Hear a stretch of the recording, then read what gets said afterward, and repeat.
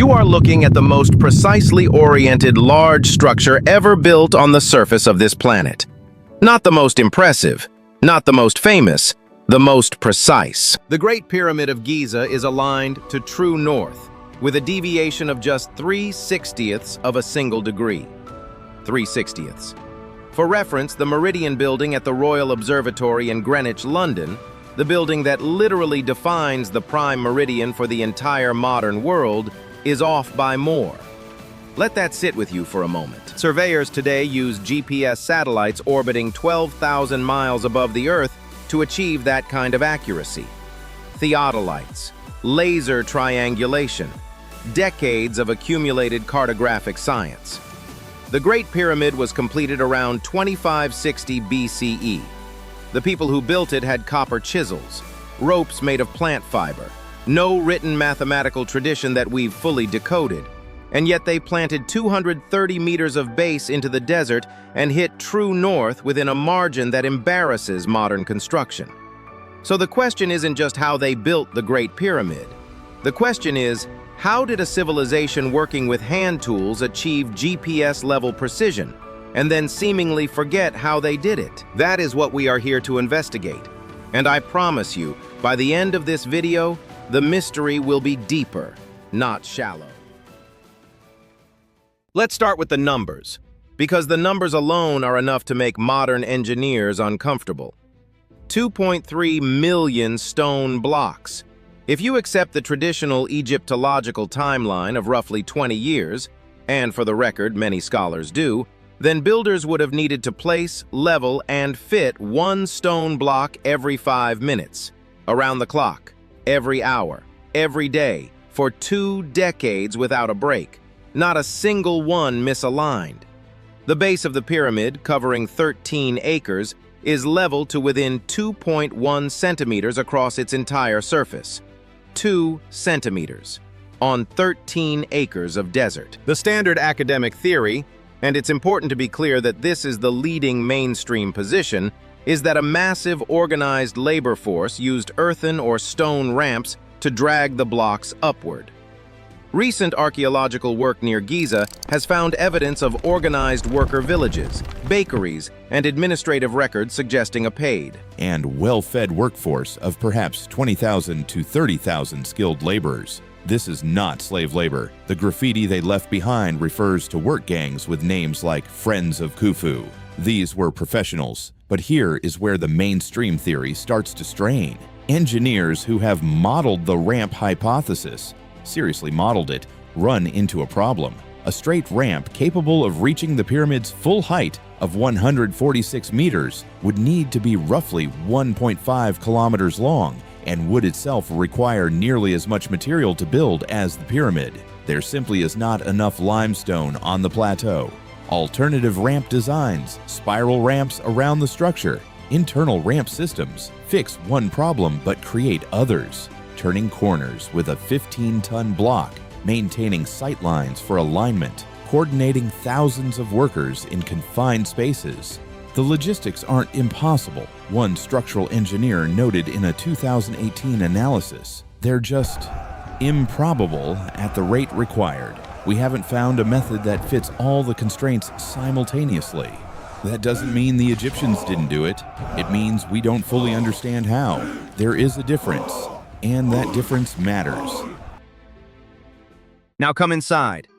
The exterior of the pyramid is an engineering puzzle. The interior is something else entirely. At the heart of the structure lies the King's Chamber, a room carved from red Aswan granite. The ceiling is constructed from 9 massive granite beams, each one weighing approximately 25 to 70 tons. Above those beams, the ancient engineers built 5 further relieving chambers, stacked layers of enormous granite slabs designed to distribute the colossal weight of the pyramid above. The granite used in the King's Chamber was quarried at Aswan. That quarry is 800 kilometers away, nearly 500 miles.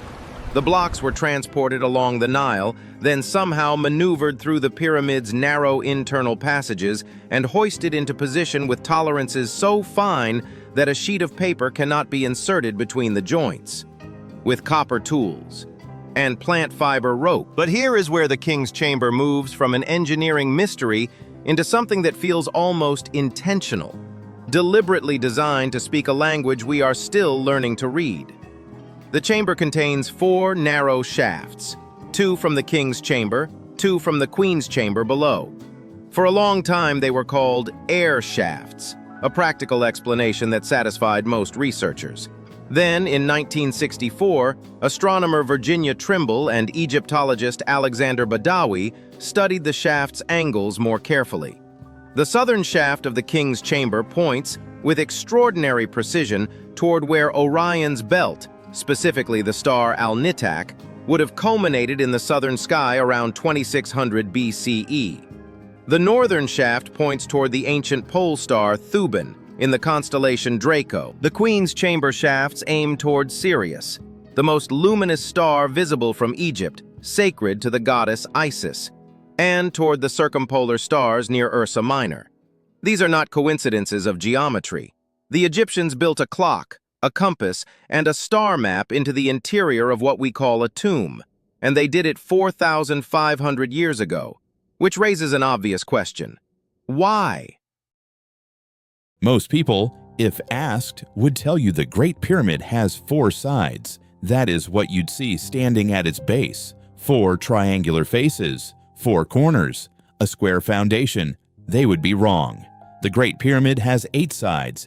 This fact is invisible from the ground. It is invisible from most aerial perspectives. It becomes visible from directly above and only under very specific lighting conditions, specifically during the spring and autumn equinoxes, when the angle of the rising sun creates a shadow that bisects each of the 4 faces, revealing an inward curve along the central axis of each triangular surface. Each face of the pyramid is not flat. It is concave, bent inward by approximately 1 meter at the center. This concavity divides each face in 2, creating 8 distinct facets rather than 4. This was first noted in a photograph taken in 1940 by a British Air Force pilot named P. Groves, flying over the pyramid at dawn on the equinox. He captured something that had gone unnoticed for millennia, despite the pyramid being one of the most studied structures on Earth. Why was it built this way? The honest answer is, we don't know for certain. Some Egyptologists suggest it was a construction technique, that the concavity helped workers maintain precise angles while building inward from each face. Others believe it was an intentional geometric statement, a feature meant to be perceived only from the air on 2 specific days of the year, aligning the pyramid with the solar calendar at the moments of perfect celestial balance. Consider that for a moment. A feature engineered for an aerial perspective at a time when aerial perspectives were, by all conventional accounts, impossible. A feature that only reveals itself twice a year, at dawn, on the 2 days when day and night are equal. Either the ancient Egyptians were extraordinarily sophisticated astronomical architects, or we are missing something fundamental about what they knew. Here is the fact that every theory about the Great Pyramid must account for, and that many glossed-over documentaries prefer to quietly sidestep. No mummy has ever been found inside the Great Pyramid. No treasure, no canopic jars, no ritual objects, no hieroglyphs inside the pyramid's chambers, which is remarkable given that virtually every other royal Egyptian tomb is covered in inscriptions. When the 9th century Caliph al-Ma'mun tunneled his way inside around 820 CE, he found the king's chamber containing nothing but an empty, lidless granite sarcophagus with a broken corner. No body, no grave goods, nothing. The mainstream Egyptological interpretation holds that this is not surprising, that the pyramid was thoroughly robbed in antiquity, possibly even in the late Old Kingdom period, and that the original burial contents simply no longer exist. This is a reasonable position. It is supported by historical precedent. Nearly every royal tomb in Egypt was looted. But an alternative school of thought, held today by a minority of researchers, engineers, and physicists, argues that the pyramid was never a tomb at all. The most developed version of this alternative is sometimes called the power plant hypothesis, associated most prominently with inventor Christopher Dunn.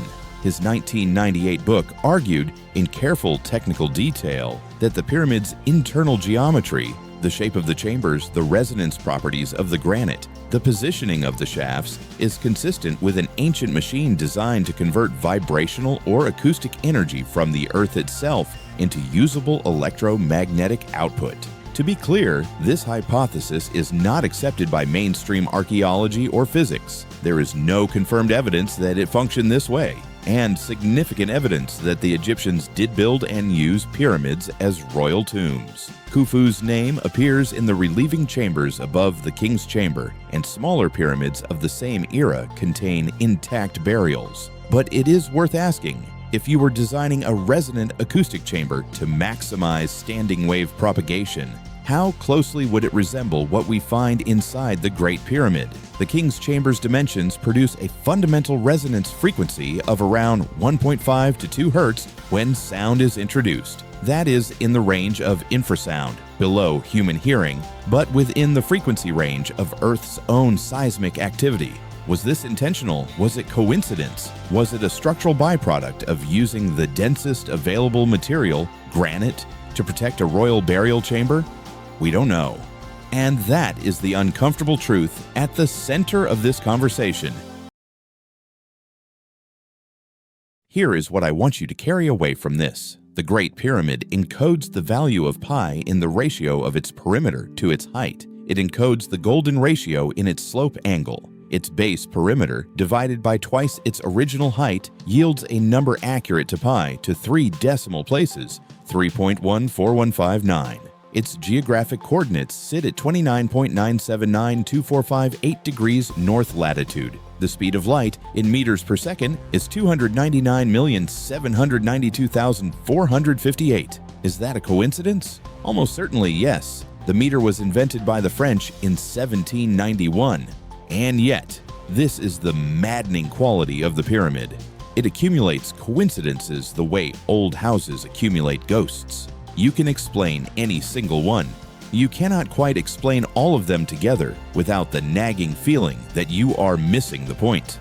What if the Great Pyramid is not primarily an object? What if it is a statement, a message encoded in geometry, in stone, in stellar alignment, in mathematical proportion, designed not for the pharaoh who commissioned it, but for whoever would come later, whenever they were advanced enough to read it? The ancient Egyptians had no way of knowing their language would be lost, then found again in the 19th century. They had no way of knowing that 2 millennia of desert sand would preserve their civilization until the modern world arrived to excavate it. But they built something that doesn't depend on language, a structure that speaks in the universal dialect of mathematics and sky. Perhaps the most honest thing we can say about the Great Pyramid, after thousands of years of scholarship, archaeology, engineering analysis, and theory, is this: we understand it better than any previous generation, and we understand it less than we thought we did last decade.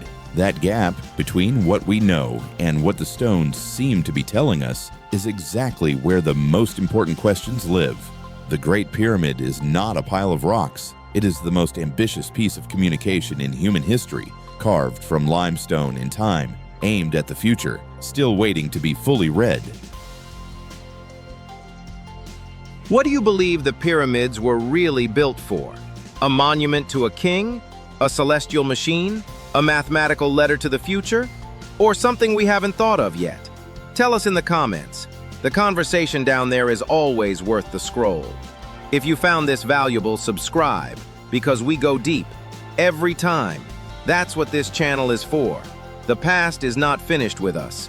We'll see you in the next one. Unlocking secrets of the past. This is QSTP for you.